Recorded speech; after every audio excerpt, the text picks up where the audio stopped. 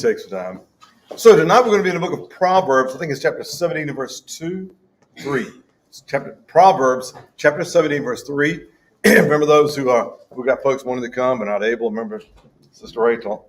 And some of them might be tuning in tonight. Well, I know she is. She got a place to go, so thank you, sister.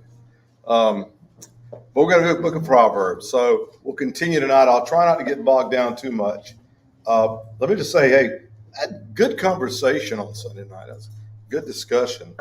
It just reminded me of what we really need more than ever in the world in which we live and where we're at now is to have the Word of God.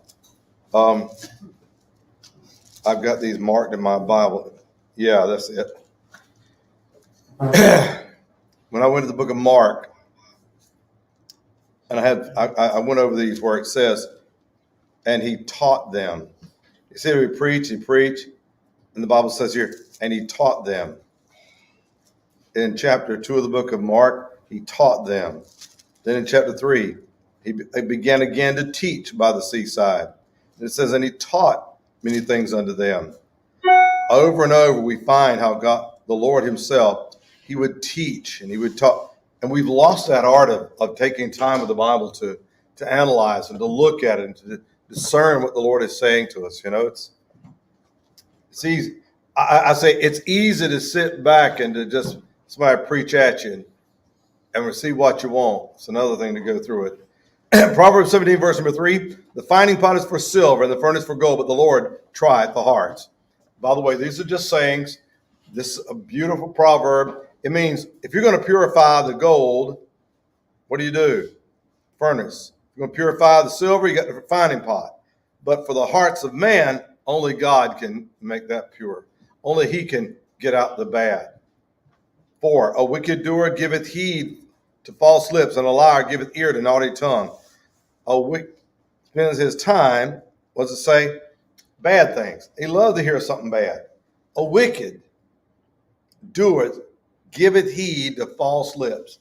Here's something, doesn't matter if it's a lie, but he's going to give heed to it. That's why the media's got so much power in the news. Well, it's because people love it, right? Mm-hmm. They love to hear something like this. If it's not true, they can tell it. Yeah, I watched, today I watched 2 excerpts, and I watched about 10 minutes of Fox.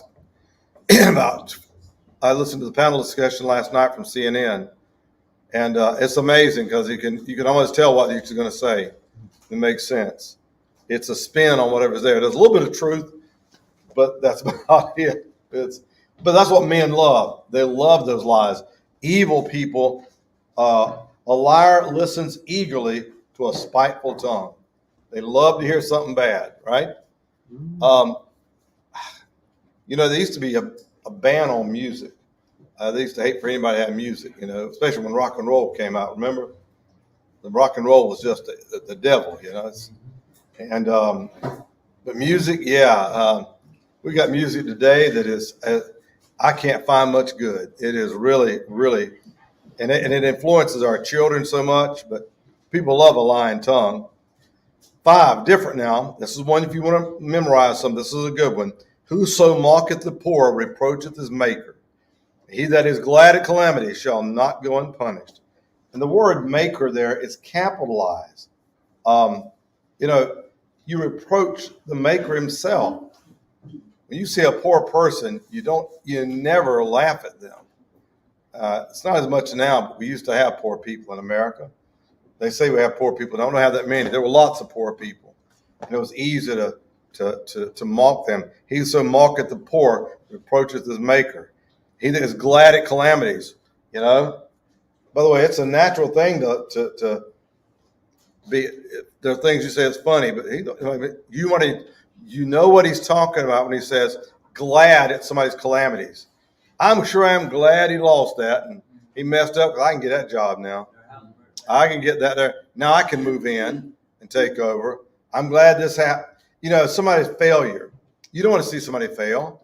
At calamities. It's wrong to be like that. You don't want to make a joke about somebody and put them down because they're poor.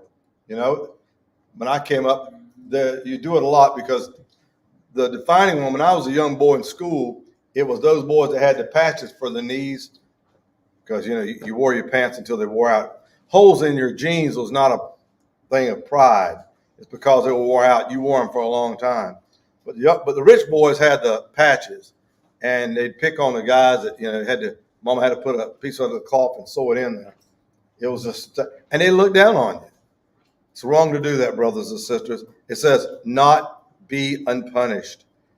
Can't be like that. That's something God's very specific about. Listen, children's children are the crown of old men. Can I say that about women too? Grandchildren are the crown of old men, and the glory of the children is their father. Yeah, the father and his grandkids. It's like everything's complete now when you get those grandkids, Brother Andre. You got those grandkids. You men that's got them now, and how wonderful it is. But the children, when they get older, they honor their father. He says, and the children, the glory of the children are their fathers.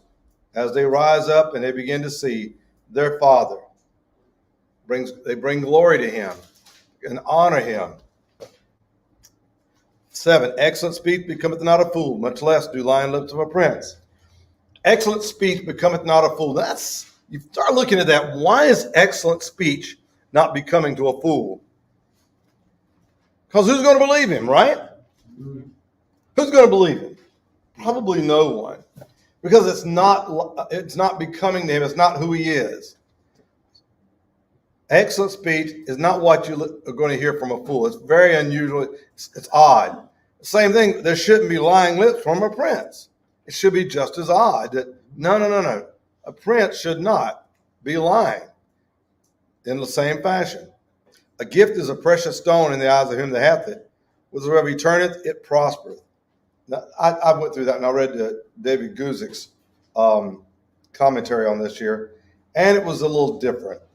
A present is a precious stone, like in the eyes of a possessor. A man has got the present, and he's talking about using bribes.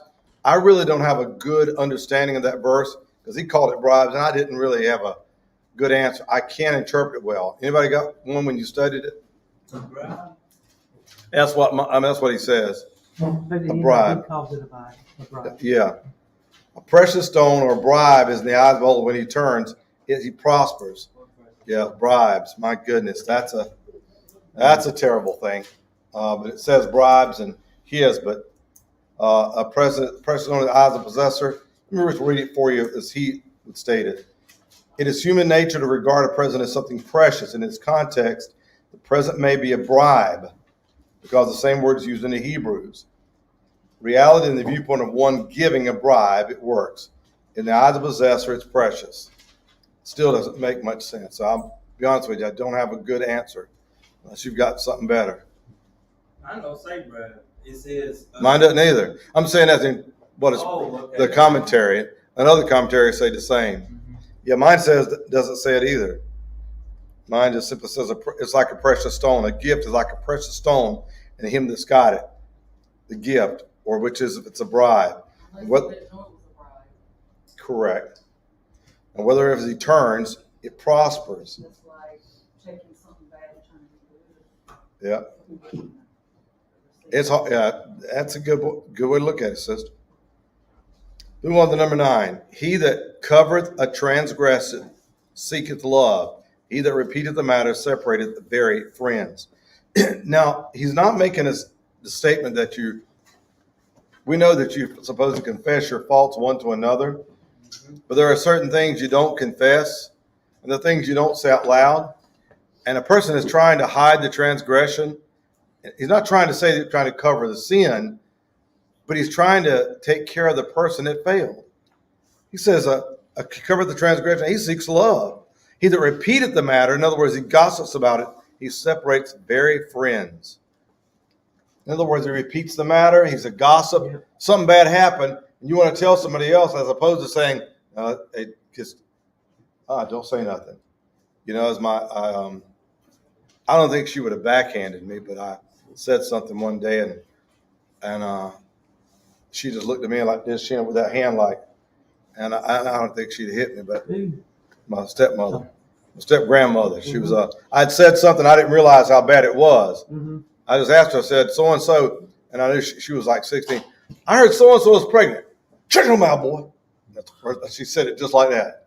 Shut your mouth. You don't talk about people's family like that. You don't say nothing like that. And that's what she was bringing about. You don't say those things out loud. It brings disgrace to a family or it hurts someone else. But people like to take and gossip and tell what they know on something else. He says, you don't do it. No. It'll separate friends. It'll destroy relationships. There's some things you don't need to know. I'm reminded that many years ago, I think I was out of residency, but it was one of those things that something happened many years ago, and somebody had a guilty conscience on the deathbed and started making some confessions. No. I mean, they were listening to a pastor, and Brother Glenn, I said, go to your grave with it. Don't tell nobody. Something happened years ago. Nobody knows. It's fine. Let it go. And of course, now when it happened, now they died and they left all these people with all these things that happened in the past, and it just destroyed the relationships. You don't realize. They say, you realize, why did you say that?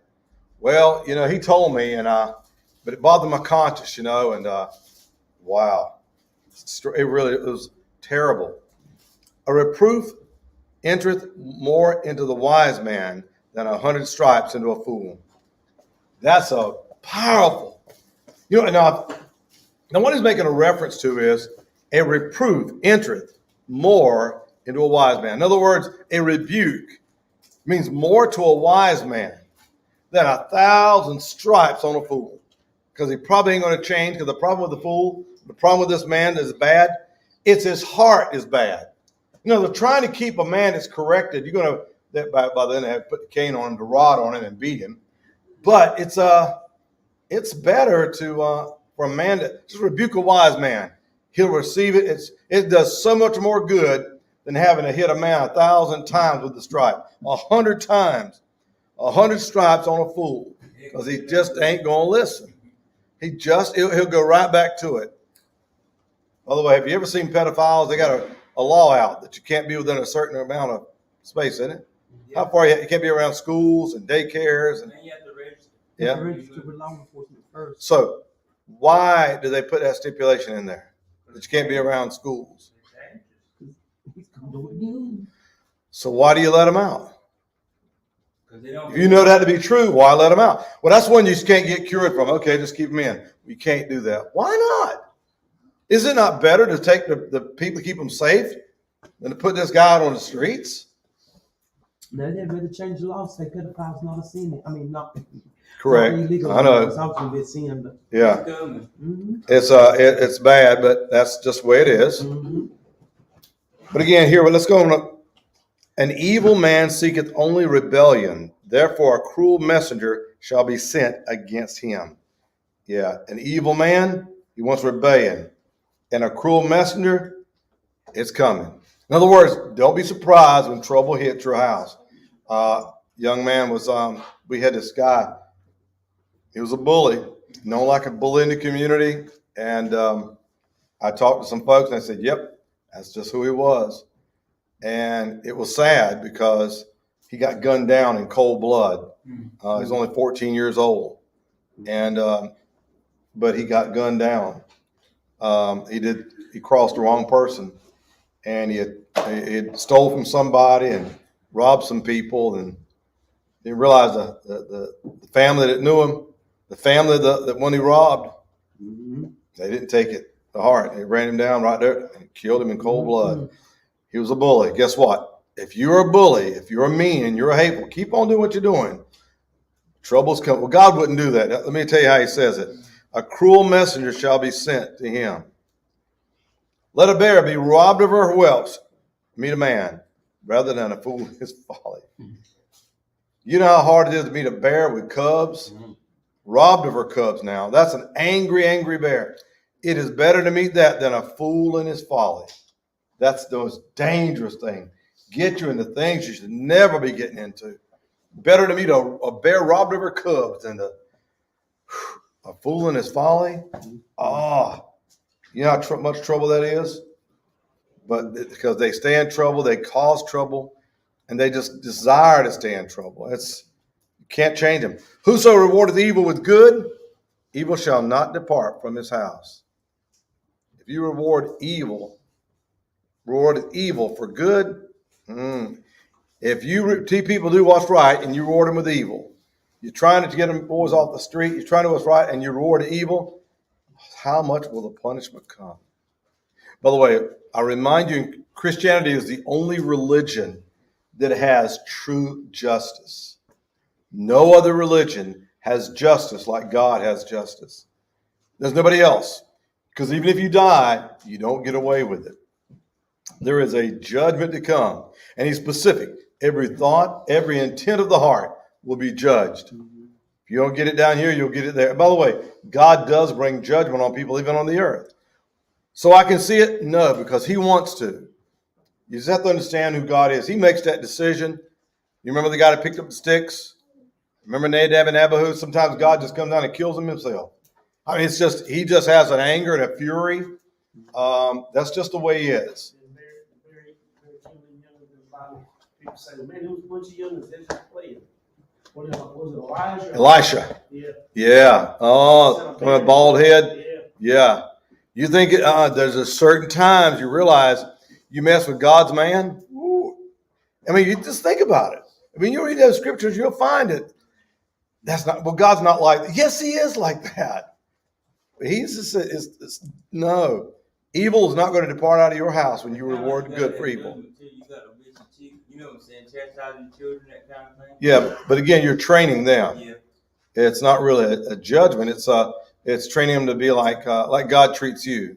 You train up a child the way he should go, which they learn about how there's authority, there is submission, they understand right, wrong, boundaries, etc. 14, the beginning of strife is as when one letteth out water. Therefore leave off contention before it be meddled with. The beginning of strife is like one that letteth out water. In other words, it's like letting out water means strife, you can't hold back the water. Once it gets started, you can't stop it.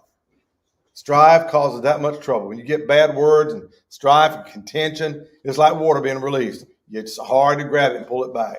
You can't get it back. But he says, therefore, leave off contention before it meddles with. Don't get. Remember, a soft answer turns away wrath. Blessed are the peacemakers. Stop the contention before it starts, because once it starts, it's going to cause a lot of trouble, and you can't get it back. You can't. Stop the contention before the quarrel starts. You see it getting out of hand. What's the movie we watched the other day with Speed Racer? Remember that night you watched it with me, didn't you? We watched Speed Racer. How many of you seen Speed Racer? 2007 movie. Oh, I love Speed Racer.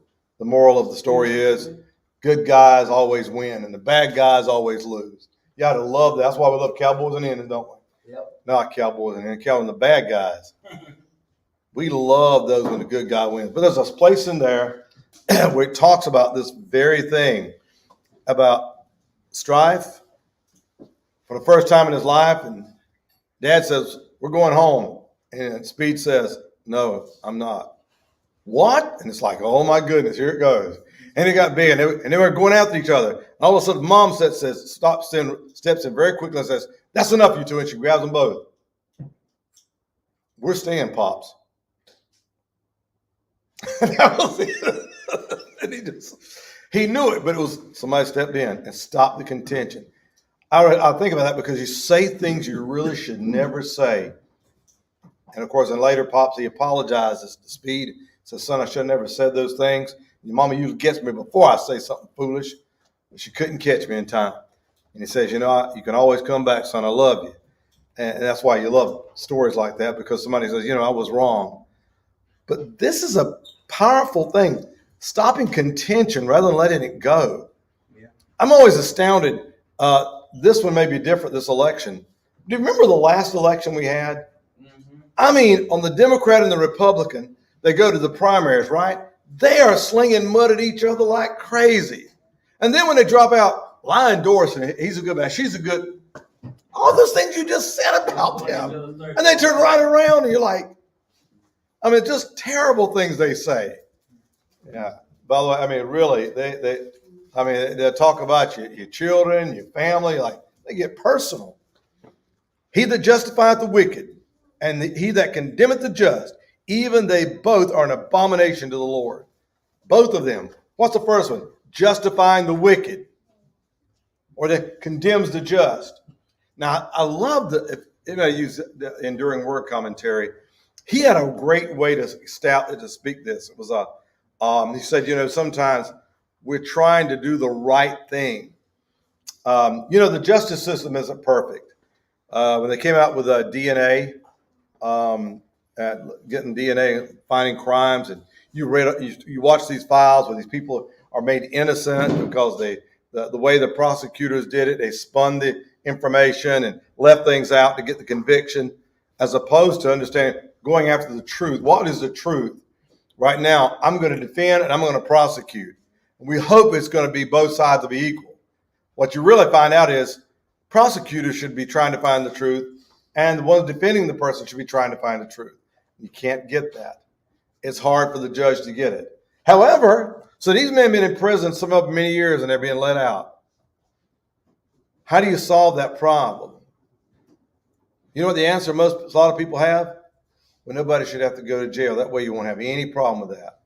And I'm like, you're absolutely right. You certainly will be able to say nobody went to jail falsely. So let me read it for you because I think you put it, it was right way to put it. The proverb corrects the popular misconception that it is better to set free 10 guilty persons than to condemn one innocent person. Both are an abomination to the Lord. Both of them are. You don't condemn the guilt. You don't condemn the innocent. You condemn the just. There are people that are just, and condemning them, it's wrong. But it's also an abomination. It's both an abomination. You justify the wicked. A man done something wrong. You can't let him go. Our laws do not have correction within them. The rehabilitation centers, I think now, many of our prisons, they're the rehab center to try to rehab a person, not from the alcohol and the drugs, but from the evil ways. By the way, let me tell you, you can't do it. I think the Lord said it about your children. Spare the rod, don't spare the rod. If you spare it, you're going to destroy your child. You hate them. But in the penal system, there should be punishment for people. What happens when you know what? They're going to come and they're going to confiscate your car. He lost something. What a man that lives on the streets ain't got nothing. Well, he's poor. He ain't got. No, they did the same crime. Should they not feel the weight of it? By the way, all those legislators that voted for the gambling in North Carolina, and they said that all that money would go to our schools, and immediately it never made an impact. It never has. They still have to try to get Kleenexes and pencils and paper. They try to raise money for the schools, and that money was designated. They were liars. And they still have the gall to call it Education lottery. Education lottery. And some of those people were duped into believing that it was a lie. But many of them, they did it because they liked doing it. And by the way, how many of you see the commercial now with FanDuel? It's all over the apps on Roku. It's coming to North Carolina. There's a lot of college students male college students that's addicted to it, and their parents is in about it. Hey, you're over 18. Hey, you're over 18. That's your fault. They're losing all their money. Well, bring them home. You got to, yeah. Bring them home. That's all you got to do. But again, you don't want to do certain things. Seeing it as it is. So let me tell you, verse 15, how powerful this is. You don't justify wicked people, and you don't condemn people that are just, because both are an abomination. It's not one; both are. So those of you say, "Well, they're condemning these people that are right." There's just people. That's right. We're going to take care of that. But you can't be letting these people out and justifying them that are wicked. You justify the wicked, you can't do that. Well, they just got a problem with addiction. They stole, yeah, but it's because of so-and-so. It doesn't matter why they did it. They did it. Remember of mice and men? What happened at the end of the story? What happened to Lenny? He died, didn't he? You know why? Because his friend knew he's going to keep doing this. There's no way you get around this. But he's mentally handicapped. He couldn't help himself. He'll do it again. These are just things in society that really bother people. That's why we had Dorothea Dix, and we could help people. And now people with mental disease are placed on the streets, and they're being misused as pawns. And some of them, they can't get and by the way, they can't get the medicine they need. Many of them got things that you could really treat, but because there's no monies for that, we spend more money. How much money we spend on drug addiction? Look at the millions of dollars that go in drug addiction. We got people with mental illnesses, schizophrenia and others that medicine would help. You can't find a psychiatrist to take care of them. You can't find them anywhere. They're on a screen somewhere. There's nobody to take care of them. All that money. But that's because it's just the people that really need can't get it. It's sad. It's sad. So that's 15. If you've ever, mine's marked in my Bible. I hit that one a long time ago because it's just that important about you don't let the bad people get away, but don't justify the wicked, but don't take them people that are good and you condemn them. Wherefore is there a price in the hand of wherefore is there a price in the hand of a fool to get wisdom, seeing he hath no heart to do it? Why is there in the hand of a fool the purchase price of wisdom? He has no heart for it. He doesn't care. It's casting pearls before the swine. They don't care. He doesn't want it. 17, a friend loveth at all times, and a brother is born of adversity. Wow. Friends love always. And in the middle of adversity, they'll be there for you. I remember a couple that had a problem, and they'd fell out with each other. But I remember the story they told me when that young boy, their 16-year-old, ran away from home, couldn't find him. Guess who was there that night with him? You know, in the middle of adversity, they was there. Man, I couldn't leave you like this. I know we had trouble, but that's my friend.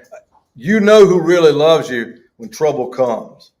He said, a friend in adversity, them's the people you need. They don't run away from you. They're there to help you, you know?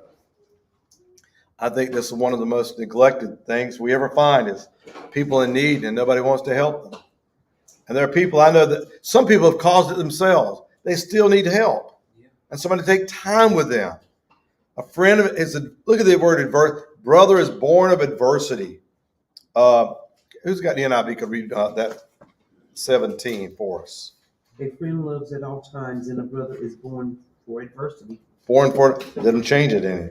Born for a real brother, not a physical brother, but a brother that you know, a friend that's going to be there for you. A man devoid of understanding. A man void of understanding striketh hands and becometh surety in the presence of his friend. Wow.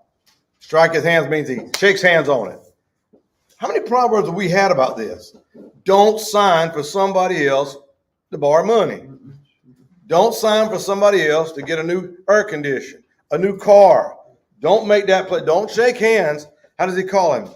Wherefore is the price of the hand of a fool to get, a man void of understanding. You ain't got much sense if you do that. He becomes its surety in the presence of his friend. He becomes the one in charge of it. You don't know what's going to happen. Well, I think he's good. You know, no, he's just looking for a cosigner, you know, has no intention of paying it back. How do you know? How many of you know of anybody that got in a car wreck, got a bunch of money, a few $100,000, and it went right through their hands? Anybody know that? Oh, yeah. Plenty of them. Plenty of them. Mm-hmm. It doesn't last. It doesn't. They don't care. A man of understanding, listen, if they're like that, you know, don't sign for them. Don't try to put your hand and go for them. So that seems cruel. No, it's common sense. And we read this proverb more than one time about don't be surety, the guarantee for someone else. It gets you into trouble, you know?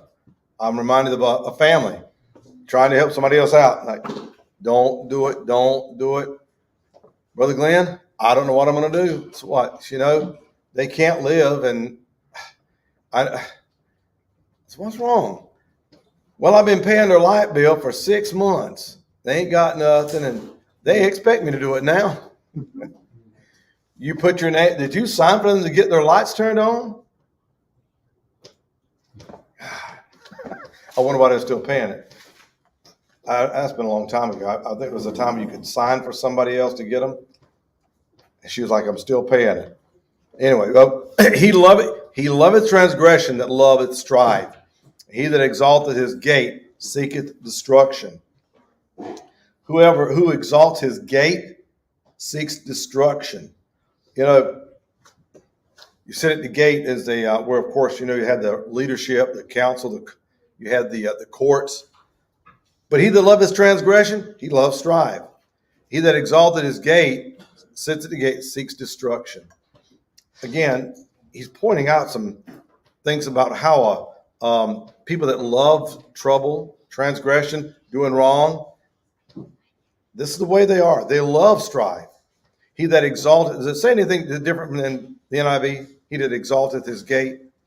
It says he who builds a high gate invites destruction. That's what it says. The second part, I never could figure. I've looked at 2 commentaries. I couldn't figure it out. That's a hard one. Verse 20. He that hath a froward heart findeth no good, and he that hath a perverse tongue falleth into mischief. Common. He who is deceitful finds no good, a deceitful heart. Those are perverse tongue falls in evil. It's a natural thing for them. 21. He that begetteth a fool doeth it to his sorrow, and the father of a fool hath no joy. Now, we have to think about foolish people. Who begets a fool? Now, your Bible might say a scoffer. Does that say a scoffer or fool? Ours says fool. This one doesn't. He that begetteth a fool doeth it sorrow, and a father of a fool hath no joy. Read about the fool, the person who does. We say, think of it like this, not in a derogatory, like trying to be mad at somebody and to use it in a bad word, but someone who is foolhardy. They don't care. They do whatever they want. They're selfish. They don't bring no joy. They bring sorrow. Always bring sorrow. 22. And merry heart doeth good like medicine, but a broken spirit drieth bones. By the way, that's another one that's very good. A merry heart is like medicine. I mean, it makes you feel so good. But man, a broken spirit, it drieth the bones. By the way, that's how deep it goes to the bones. Merry heart, it's very good for your body as well. Happy people get better in the hospitals, and happy people that always live better lives. Bitter people frown, no. A broken spirit, it dries to the bones. A broken spirit. Let's go to the next one. A wicked man taketh a gift out of the bosom to pervert the ways of judgment. A wicked man accepts a bribe behind the back to pervert the ways of justice. A wicked man taketh a gift out of the bosom, behind the back, to pervert the ways of judgment. He takes a bribe. If you'll do this here, I'll take care of you. Wisdom is before him that hath understanding, but the eyes of a fool are in the ends of the earth. In other words, it's a long ways off. The eyes of the fool are on the ends of the world, the ends of the earth. In other words, they're not focused. But wisdom is before the eyes of him that hath understanding. But the eyes of a fool, they're not there. A foolish son is a grief to his father, and bitterness to her that bare him. Foolishness, a fool or a foolish son. Again, that same thing about he's just whatever he likes, he does it, or she does it. Also, to punish the just is not good, nor to strike princes for equity. I'll read in the other one. Nor to strike princes for their uprightness, that does what's right. Punish the righteous is not a good thing. Strike princes because of them doing what is right. That's incorrect for equity, doing right. In other words, treating people wrong because they do the right thing. That happened early on. Probably you probably had that, Brother Andre. You played a lot of ball. And I can tell you there are a lot of times you play with some guys, you tell the truth on your team. Hey, man, we always say it wasn't out on us. They get mad at you for telling the truth. And that's the way they'll condemn you for doing what's right. We need to seek what is correct, though. We need to seek what is right. How many of you, well, many of you, you're not old enough. Brother Bobby, you might remember this, and some of the other, I know Brother Wendell and Brother Andre and I remember it. I barely remember it. The Watergate trial. Remember the Watergate trials? Remember all all that? The Democrats and Republicans had to come together because you couldn't deny it. He was a Republican, by the way. But they were caught red-handed, and they were stealing information, but it was you kind of all had to come to an agreement. We don't have anything like that now. No matter how bad it is, they will not believe the truth. It was a different world back then. Even in those days, we had the same corruptness in so many respects, but there was more where you didn't condemn people that were doing the right thing. They'd come together and say, no, this is right. Yeah, I'm sorry. It doesn't matter who you are. That's just wrong. Let's move on. 27. He that hath knowledge spareth his words, and a man of understanding is of an excellent spirit. He's got knowledge, spareth his words. What it means to spare the words? Mm-hmm. It says, ours says, uses words with restraint. Yeah. Keep them short and sweet, right? Don't elaborate. You know, that's, anybody remember, who's had to go to the courtroom and you've been there trying cases? What's the first thing they tell you? If they ask you a question, answer the question. Don't say nothing else. Don't elaborate. Few words, right?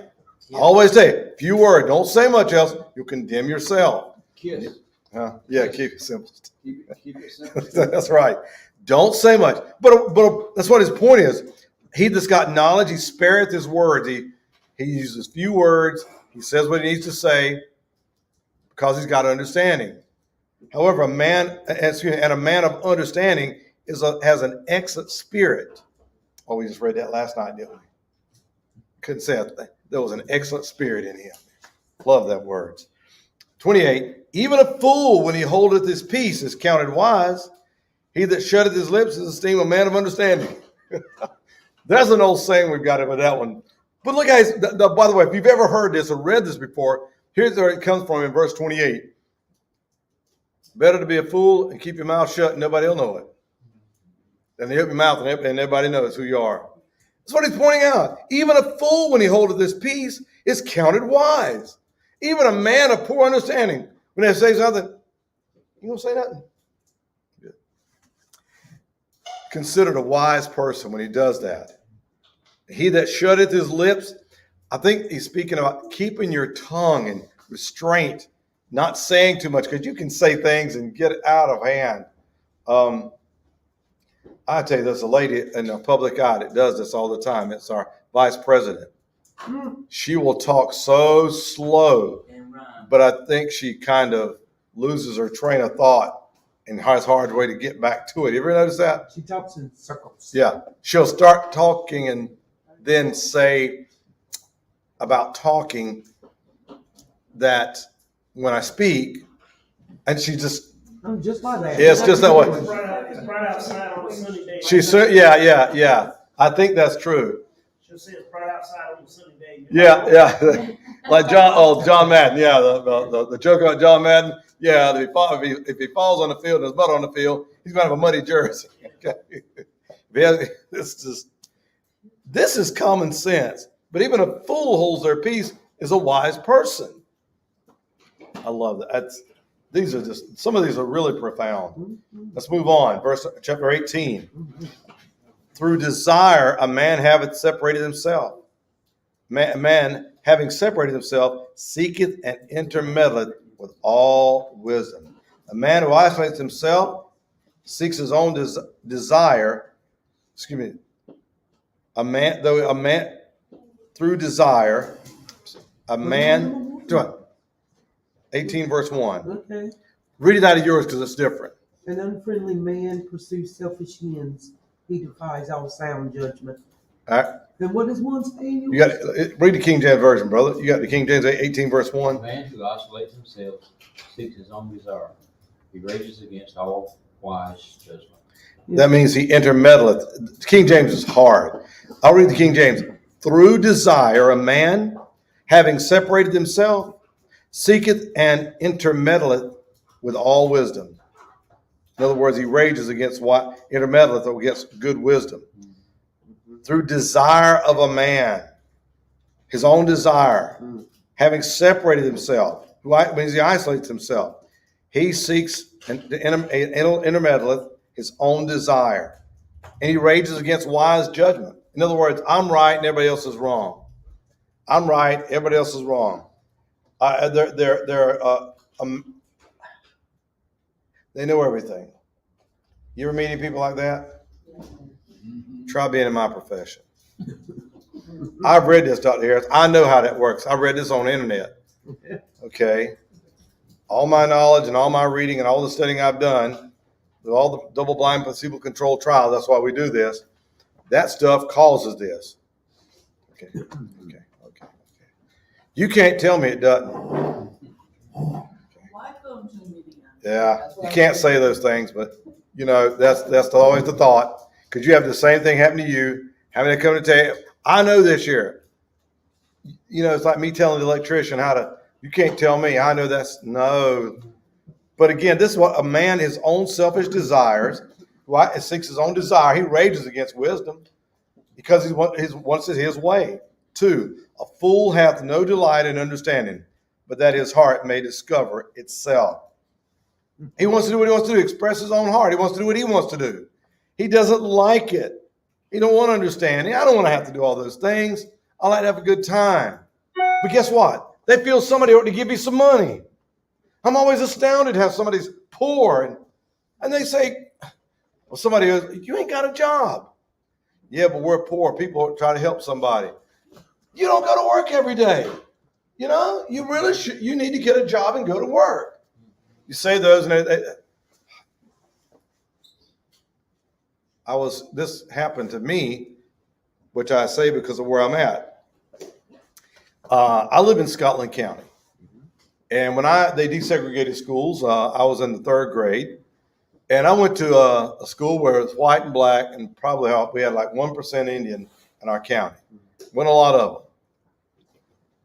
And they'll tell me about how, well, you know, we lacked opportunity. Well, look where I'm at. Yeah, but you know, you probably went to one of them rich schools, and I went to the same school you went to. You know, I went in late because it was poison the buds of tobacco. I didn't play sports but I went to had the same black and white teachers and got a good education. Great education. You had opportunity. You didn't take advantage of it. It just happens. But when you start making excuses, because I wanted to do what I wanted to do, they partied. I remember going, we were like 40, I forget how old we were, but it was one of our reunions. And I'm thinking, hey, you stay with mom and dad, you're over 40 years old, you ain't got your own house, you're paying on a truck, and working here and there. But it's just, they never see it. You need to work. You need to have, no. A fool hath delight in understanding, no delight in understanding. He wants to discover his own heart. He wants to do whatever his heart desires. And he's happy with it. So when I die, I'll be happy. That's fine. But then they come looking at, can I have some of what you got?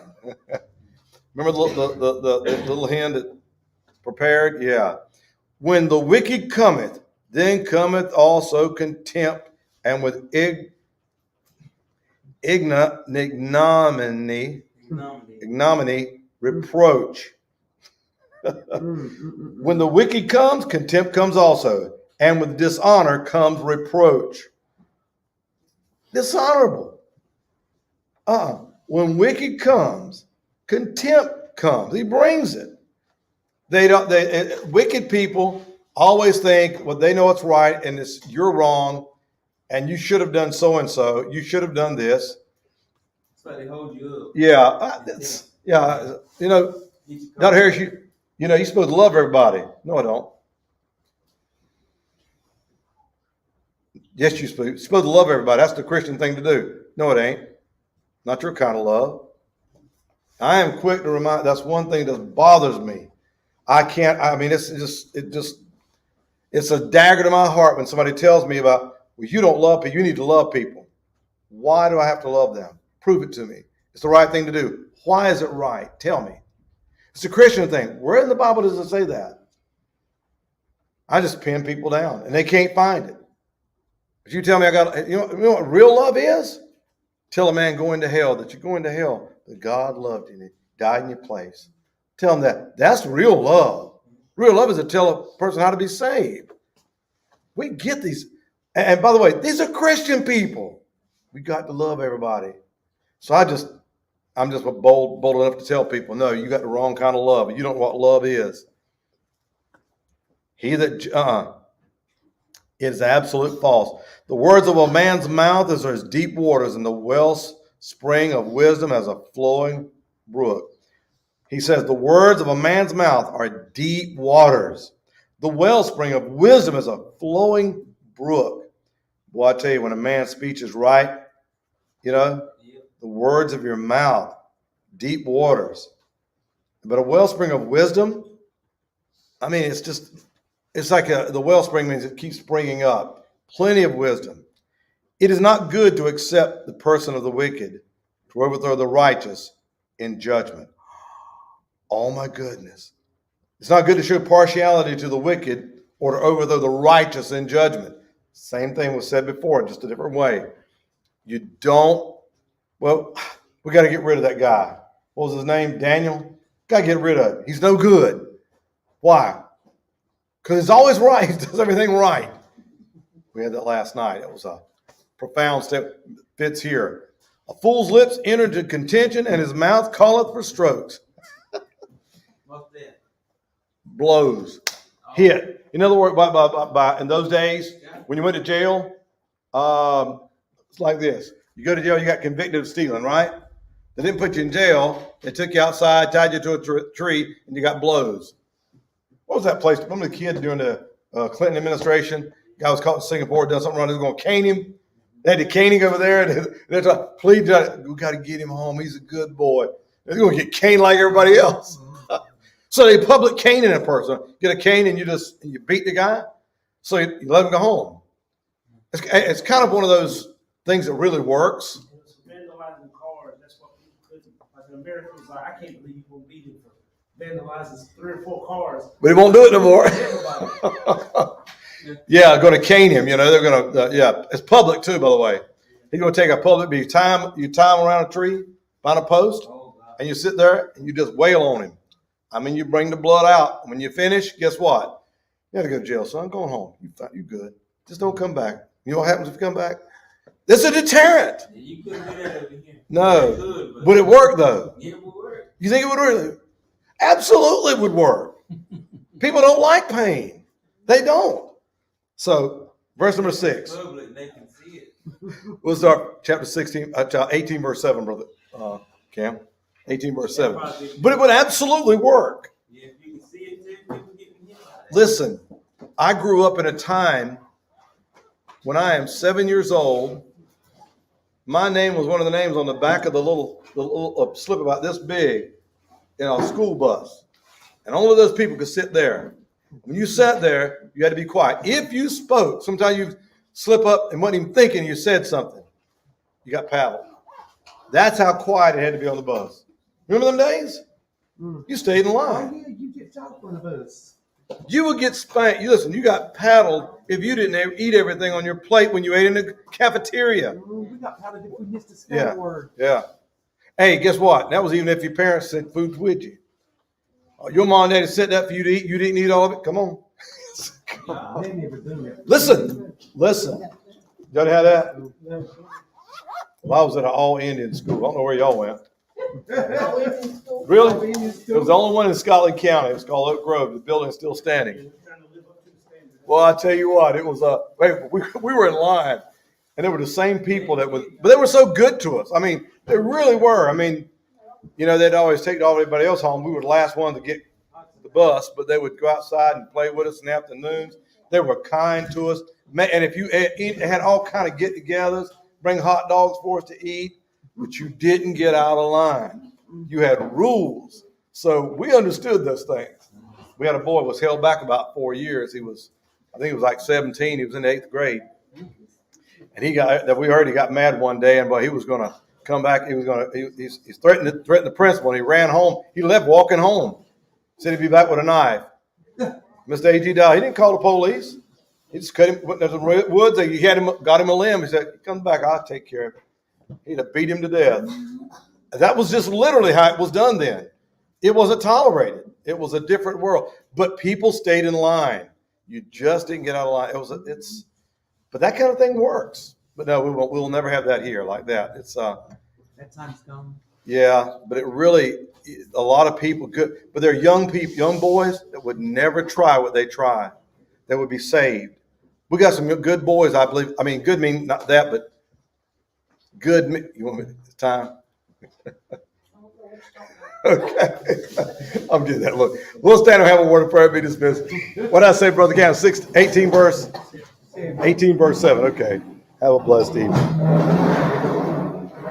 Oh, yeah, we got a lot of comment.